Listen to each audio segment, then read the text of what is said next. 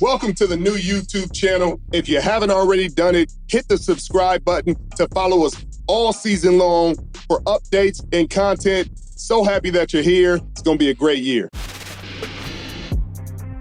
Welcome back to the Richard Sherman podcast. We got a great guest on, Tashaun Gipson, safety for the San Francisco 49ers, a kingpin, linchpin of this defense. How you doing, brother? Brother, I appreciate you for having me, man. I'm blessed, man. Getting ready for this first round bye. I'm happy about it. So, that means a lot to me, man, for sure. Yeah. Y'all played well. This defense really changed when you kind of got into the lineup. Talk about being entered into the lineup at the time you were last year and how you reacted, because I know there was a time you thought maybe this is it. And then you got on this defense, and boy, they have been a lot different with you in the middle of the field. You have looked the same because you're still a ball hawk and getting to sideline to sideline, but you changed the complexion of this defense. Man, Sherman, I appreciate it. It's just kind of one of them things where I got to that point in my career where last summer, man, I'm sitting at the house in this third week in August. And now you kind of tell yourself each day that time get pushed back. Say, if I ain't signed by training camp, right, I'm hanging it up, man. Full-time dad, full-time. All right, middle of training camp, man. By that third preseason game, it's like, man, this might be it. Get a phone call. Me and Jimmy Ward got the same agent.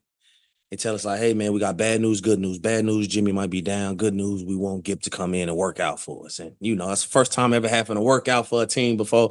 It was humbling, Sherm. Like, it was humbling. So I come to Minnesota, I go work out. And, everybody out there, all eyes on me. And it's just kind of like a cool thing, man. It just kind of made me go back to ground zero, kind of, all pride and everything aside, man. You want to play in the National Football League, you got to go out here and do it. And from there, it just was a whirlwind. I'll never forget Mr. Lynch set me down, and he was honest with me. He said, hey, right now, Jimmy, we love Jimmy. Jimmy, a great player. He just come off top 100. And he these first 4 games going to be huge for you. My goal is for you to be here. You play well enough. We'll figure out how to work you in when Jimmy get back. But you control everything from here on out. And that's just kind of one of the things I respected about Mr. Lynch. I understood who Jimmy was. It never was a situation where it's like, hey, this is what it is. It's like, hey, you stay here long enough to be on this roster. Stay here long enough. You do well enough. You play. And I guess the rest is history. I just kind of put my head down, man. I was like that old dude, didn't really talk to nobody. I just went out there, man, and I tried to work, man. And Huff was a huge part of that, man. And I give that man so much credit. That's my brother for life. No question. When you and Huff, and I said this after Jimmy went down, I said, y'all chemistry on the field was something you could see immediately. I mean, people don't talk about it unless you're a defensive player and you see how the rotations go and how the guys adjust to each other. But you and Huff had such a good rapport. I said it before Jimmy even came back. I said, they're going to put Jimmy at nickel. And that's what they're not separating them two right now, baby. I'm sorry. I love Jimmy to death, but they're not about to sit. They're not about to sit Gip on the bench, and they're not about to sit Huff on the bench. Jim, you're going to have to come back in and play the nickel spot. They're going to put all y'all on the field, but them two ain't coming Best 11 got to play, Sherman, man. You know how that go. No question. And the way you were playing made it easy. Talk about, like, your mindset, because you came in as an undrafted free agent, so your mindset has always got to go get it. But you came into one of the best defenses in the National Football League and elevated it, which is crazy. Sure. It's kind of one of those things where, I always walk around with that chip on my shoulder, man. People have called me the former undrafted player before they call me the former Pro Bowler. That's just life. That undrafted title gonna always follow me no matter where I go, man. And I wear it with a chip on my shoulder. So I think that's been a huge blessing for me in a sense of, man, it just made me just stay humble and keep my head down and work, honestly. And, when I came here, same thing. Just like, man, I just wanted to be the guy who did. This defense was so good, man, and you been here, just like I didn't want to be that guy that stuck out in a bad way. And I think that's the thing, just kept me motivated, man. And having somebody like Huff, man, that dude has so much energy, man. And it's huge not having a guy like that, man. And I know it's not just because of the relationship that we got. He's a heck of a player, man. And it's just his energy that he brings to a team. It's just something different that you just can't replace. So having him, I tell people all the time, besides Fred, Huff is a guy you want to go and ask questions about this defense, man. This dude knows. Sometimes he'll correct coaches. He'd be like, hey, is this supposed to be that? Like, he's just so studious to the game. So having him just telling me, like, you might see him mic'd up with Huff, I didn't have to do nothing, Sherman. I ain't gonna lie, my first 5 games, Huff would be like, go right, go to the post, go down, go left, go right. So, he took me back to elementary football where it's just like line up, play fast, go do your thing. Coach Miko, Coach DB, they did a good job of just slowing things down and let me get back used to this system because you played in it. Seattle version, a little different than, Sala when he came here, Miko. I played in it with Gus. Jacksonville. In Jacksonville. So the terminology was different. So I took a little time to get used to it. But once they let the reins go, man, it was just a match made in heaven in this defense, man. I'm so fortunate that they gave me that opportunity. Bro, it's a match made in heaven, but it also speaks to your preparation and your mindset because you came in and, like I said, you elevate. You weren't just a cog in this defense. You weren't just a piece of this defense. You were getting pick after pick.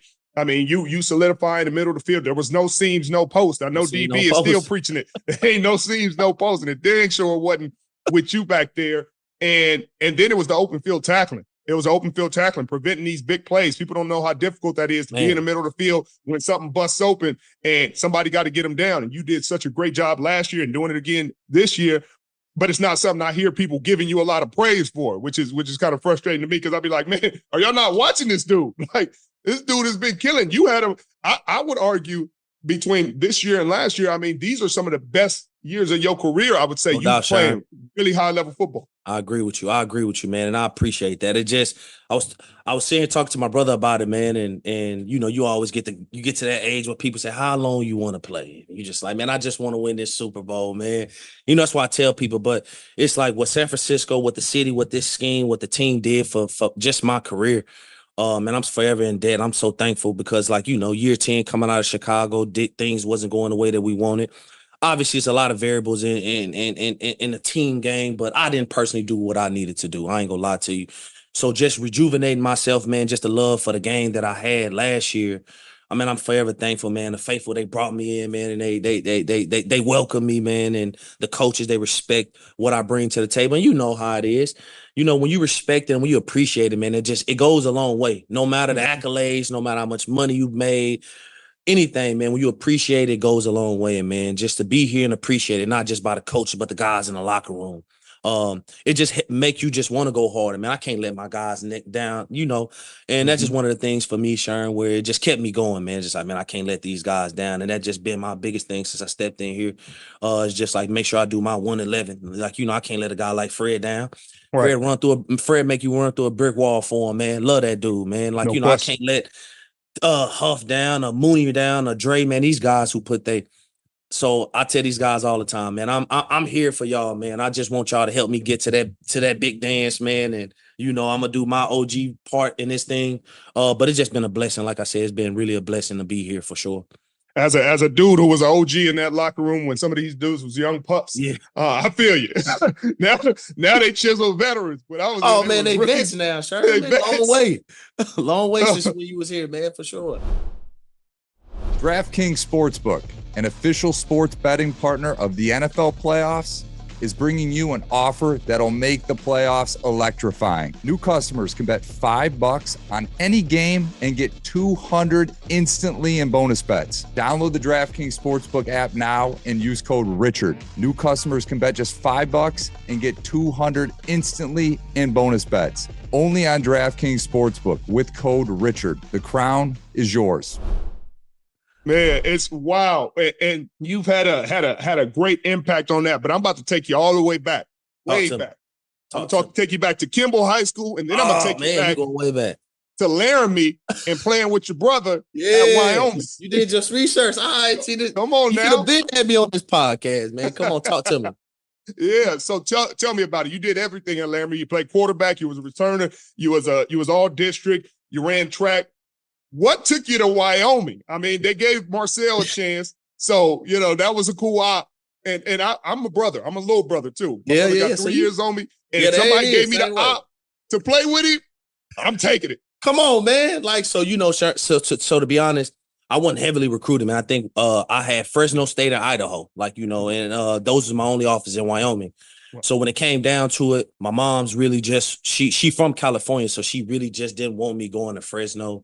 Idaho, I mean, you say, what's the difference between Idaho and Wyoming?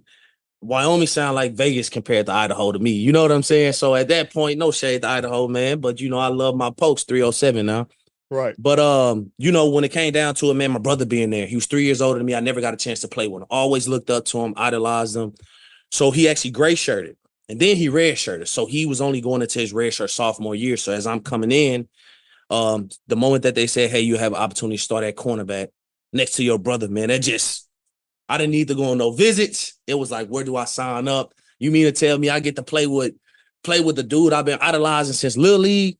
Was no brainer. And you get to Laramie, man, and it's one of those weird situations where you just fall in love with a place that's so unconventional, so different than what I'm used to, man. I'm a city boy, man, from Dallas, Texas, and going to Laramie, it just was so different. You talk about it's green. The summers are different. The winters are different.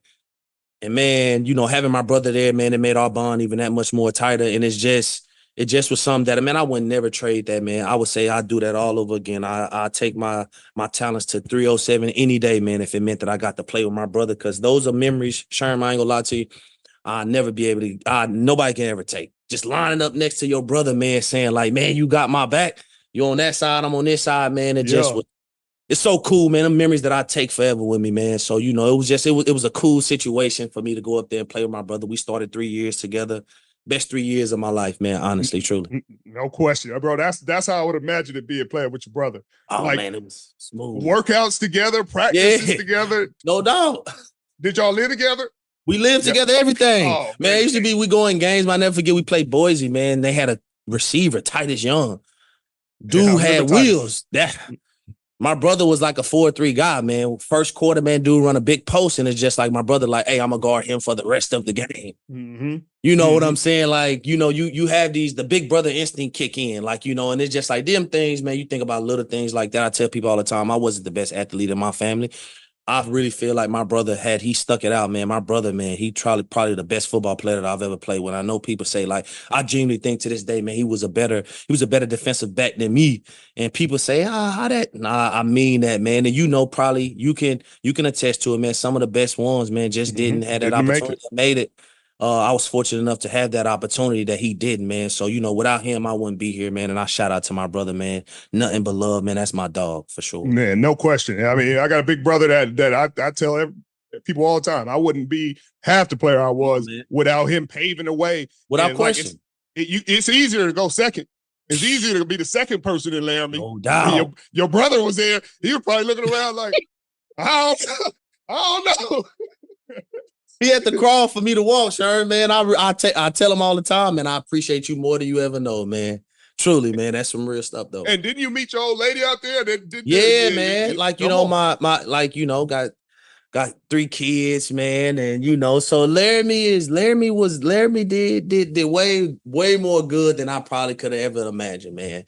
Truly, that's the truth. If I ever end up in Wyoming, I'm going to think of you. I don't know how I know all the places now. I'm still connected, man. You just let me know when you're going through the 307, man, for sure. No question. I'm going to let you know. Now we're going to get back to these coaches and this scheme. Tell me what you've thought of Kyle Shanahan, because I don't know if y'all crossed paths when you was in Cleveland or how that was, but how have you seen him as a head coach? Because his approach was totally different than I had with Pete Carroll. That boy, Kyle, getting them team meetings, and boy, he is a professor.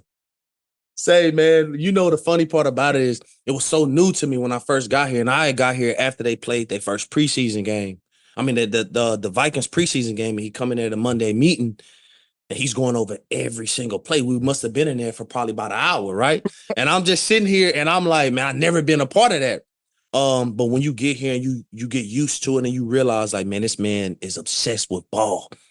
And it's hard for you not to want to play for a guy like that, Sherman, because it's like, man, this dude just love ball. Like, man, if I can't do nothing for these next 6-7 months, these 6-7 hours a day for this man, not just for him, but like, he loved it so much, man. It's just like, man, it's 6 hours of your day.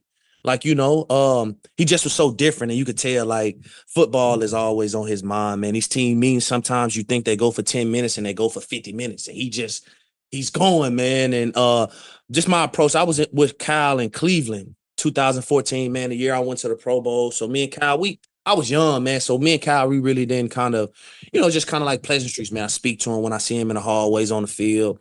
Nothing too personal. But when I got here, man, I seen a different side of him, being able to talk to him a little more in a personal light, man. And it's just like, I could tell you this, man, Kyle's probably my favorite coach I played with. And I'm not just saying that because I'm here, but, man, just the way that he take care of the players, that open door policy, man. Like, he's a straight shooter. And you gotta respect that. You've been around long enough, man. There's some guys that'll tell you one thing, and it's just like it's always somebody else's. It's like, hey, well, it's not my decision, but this Kyle is a straight shooter. What he say, he mean. John been nothing but a straight shooter to me, man. And the older you get, the more you can respect that. I can respect that, man. Like, yeah, man, tell me what it is. And besides that, it's just like he take care of his players, and that's why you see so many guys that got nothing but love and respect for Coach Kyle, man. Is everything perfect? No, Coach is. Everybody gonna have some complaints. You've been in the locker room before. Complaints is always heard in every locker room, man. But I tell you what, man, it's a locker room full of guys, man, that run through a brick wall for Kyle, man. He's just that type of guy, man. He command that type of respect, and man, the guys rally behind him, man. And I'm proud to be a part of this for sure.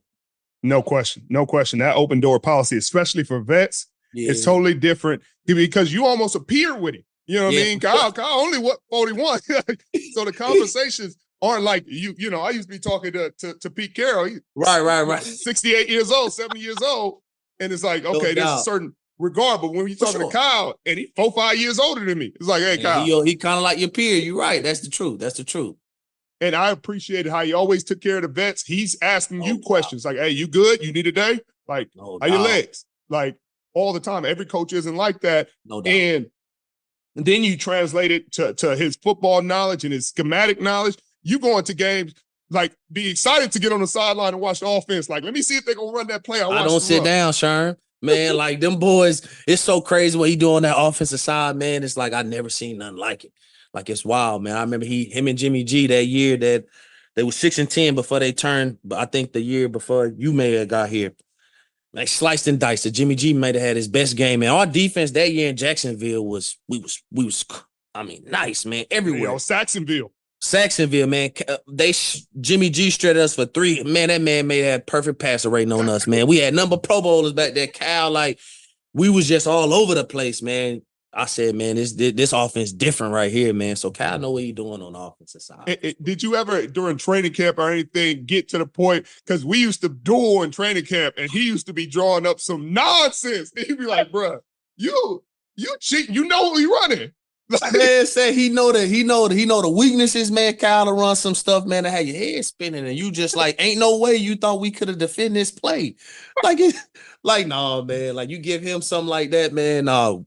Plenty times in training camp like that. That's what made it fun, man. That's what made us compete. That's what made it in the training camp practices. One thing about it, you gonna get your due out of them training camp practices, man. To the point where the games are easier. And that's one thing you don't respect while you in it. Yeah, man, you 33, this year 12, man. Them training camps was hard, Sherman. But when you get to the game, you say, this is what those practices was for. This is easy now. So, you know, man, I have so much respect for Coach Shanahan, for sure. Well, can we talk about how talented this team is? Because I know you played on good teams. You played on great teams. You were reason the teams were great in Cleveland. You played on that Saxonville team with Calais, and y'all had Jalen and you know, y'all had a really good team. But let's talk about, because you look up and down the roster. You talk about you talk about Nicholas, John, Bosa, Eric don't get enough credit. Absolutely. Now you got Chase Young. You got Trent on the other side, Debo, Brandon, Christian, Brock, Fred, Greenlaw. I mean, we go on and on. It has to feel good going into a game when you're watching and you're going to practice with these guys. And do you ever catch yourself like, man, there's some of them boys right now? You know, the crazy part about it is, I think I want to say Philadelphia game, and you sit back and I looked, and I think the game had kind of started getting away. And I think one of our last series, it's like these boys can't move the ball. And you just look around you. And I mean, like, we missing an all-pro safety. So we ain't even talking about a first-team all-pro safety that we missing. So to look around and see this, I can't help but just thank God, man, that I was put in this right situation, because, like, you see a Nick Bosa, man, selfless, dog. Like, man, best defensive player in the league, no matter what the stats look like. The impact that man make is different. Fred, truly a top 5 defensive player in the league, man. Like, I mean, I don't think people know exactly what Fred do. People know, but you look around, you got these, it's like the Monstars, man. Like, how can you decide? I'm on Space Jam, man. I'm living a dream. You got all these dudes back here. I just got to do my job, man. Right. I just got to be in the right place, man. So you sometimes you look at that, and not even talking about the guys on offense, man, the way Purdy is operating. You got guys like Ayuk, who we seen it during training camp, but what he's done this year, man, is different. We know what Debo do. Debo is Debo, man. Best player with the ball in his hand, and Kittle. best tight end in the National Football League. So you look at this, man, how can you not just walk in here and be like, you don't like to look ahead, but it's like, man, this is a Super Bowl caliber team just from talent alone. We ain't talking about the schematics or anything like that. We talking about talent alone. And I'd be remiss, man, if this wasn't the year. And I don't like to talk too far ahead. You know how I go. Right. But, man, this is the most talented team I've ever been a part of. And when I say it's not close, it's remotely not close. Yeah, I would agree. It's hard to argue that with who you got. And then you talk about yourself, who's having a great season, lowest passer rating among safeties. You talk about Charvarius Ward, who got 5 interceptions, and over the last 8-10 games. Give my dude Mooney his due, man. I mean, come on, Sher. Scrapping. What? Demo too. Don't forget about Demo, man. Demo, my favorite player, man. Bro, come on, man. All they do is ask Demo, hey, play on the outside. Hey, Charvarius when he injured. Go follow the best receiver. Play safety if you got to. Play safety. All right, now play nickel because we need you to play nickel now. Man, talk about versatility, but Mooney is on some other stuff right now, and I don't think he's getting enough credit. I agree with you. I told him yesterday in the team meeting, you know, we had a real talk, and man, that's one of the things I told him, and I hope that you get everything that you deserve. The Pro Bowl just ain't enough for the way that you've been playing. Mooney deserved more than just a Pro Bowl bid, man. I think I just can't see 4 cornerbacks being on an all-pro team that's been playing better than him. When you turn on the tape, not name by name basis, obviously, man, I got love for those guys. J Ram is my dude, man, and obviously he's the top tier. But when you look at these guys and you say, like, man, it's hard to say that Mooney don't belong up there, man. So, you know, I'm happy he on my team for sure. All he need to do is just catch him. He catching them now. And he catching them. And he catching them. He catching one. I said, okay, get up out of there. Catching them. Couldn't be more proud of my dude, Young Moon, man, for sure. Yeah, I would guess he gonna be on somebody's all-pro team. You know, I think obviously it's tough to argue the names, but he's on one of the best teams in the league. True story. He's playing these big games. He's playing well in them. He's gonna play well in these playoffs. No doubt. And you know, now that he ain't wearing 35 in Kansas City, you know, he's getting a lot more respect. For sure. That 35 in KC was a little I say, Mooney, you can't expect him to love you with the 3.5 on, man. I ain't gonna lie. The 7 makes me want. You got to be all pro at 7. 35. I don't know if we could sneak 35 in a Pro Bowl or nothing like that. It's tough. But the 7, we can get. You look like something out there for sure. You for sure look like something. Now I want to talk about Steve Wilks because you know y'all was playing good football and we lost a few games, lost the 3 games in a row. They had that BS penalty in Cleveland. We ain't even gonna go there because I was ready to break it. I said, y'all, goddamn league. But they brought him out the booth and he was on the sideline. Has that really made the difference that people are making it out to be? Because now you see in the energy, you see him interact with players. It does seem like it's bringing a different energy to this defense. You know, one thing that you can appreciate is one thing I appreciate guys doing what works for them. Like, you know, and I don't think that it was as a big a deal as it was initially made, but I will say having him on the sideline, being able to heal things off of he come to you and say, hey, what you like, what you don't like. You don't get that type of interaction when he's upstairs. Like nobody's getting on the phone. And when you sit there, he tell you like, hey, what do you like? And me and multiple players, he'll tell you, come talk to him. Hey, we don't like this, coach. He feel the game and he say like, hey, you know what? We ain't gonna run this no more. And just that energy, just that timing of him being on the sideline, feeling it. Like, hey, I know that this is not working. I can feel y'all energy. Let me switch it up. Let me call something else. You don't feel that in a booth. You know what I'm saying? When you call Anaheim 15 times in a row, like, you know, you're not feeling that. Like, you know what I'm saying? You call too much links, man. Like, you gotta come on now.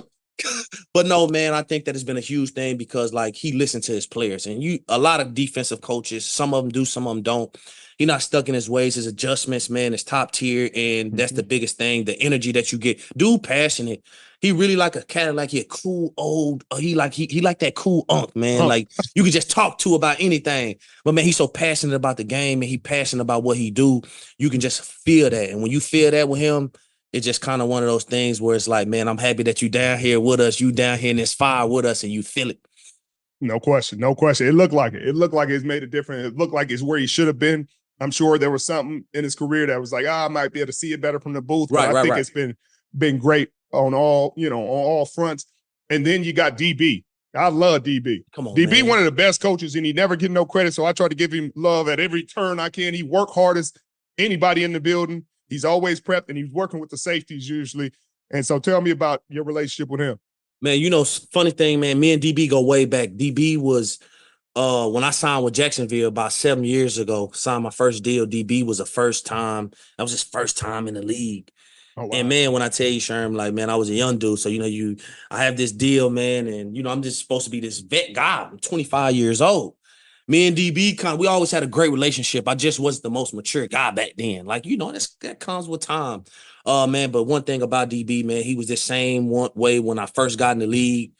And he's now at this point, without him, the success that we have on the back end, man, DB gets so much credit, man, because he's so detailed in his work. You come in there, man, whether it's having us come in there extra, he's giving us nuggets where when this stuff's showing up in the game, it's really translating. It's like, hey, man, and I don't think DB gets enough credit. He another guy he's a Kyle Shanahan, Coach Kyle Shanahan type of guy. He love, sleep, eat, drink, think football.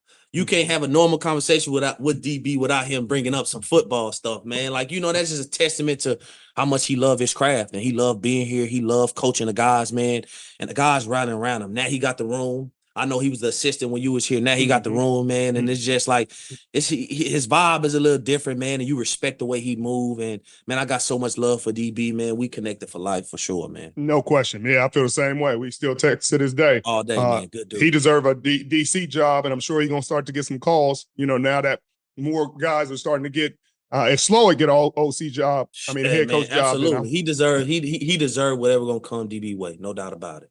No question. Well, I know it's time for you to get some rest. I've been enjoying this conversation. You know, we don't talk to you all day, man. You know I can talk to you all day. You played with Sip too, huh? Man, Sip, my guy. Yeah, I played with Sip, man. Yeah, Sip came through for a set. I got many funny stories about Sip, man. Got love for Sip, though. Me and Sip go way back. That's my dude for sure, though. Boy, Sip a ball hawk, but Sip be trying to sting people. Boy, every chance he gets. Sip will give you 140 tackles, man. You put him in that box. Hokey Rules, man, he down there, he gonna get active for sure. Good old Hokey Rules. Look, Cam would be proud. Cam would be proud. They put him in for him. Boy, them Hokey Rules, they took him to Jacksonville. Took him to Jacksonville, man. Good old Hokey Rules, man. Sip love it, man. Sip got paid, man. Sip got paid them Hokey Rules, man. No doubt about it. Sherman, I appreciate you, dog. I appreciate you finally having me, man. No doubt about it, man. Hey, y'all get to, you know what I mean, knock on this wood. Y'all get to February in Vegas. We're gonna have this conversation. Run it back. You know I got you. Hey, Sherman, I appreciate you, G. Appreciate you.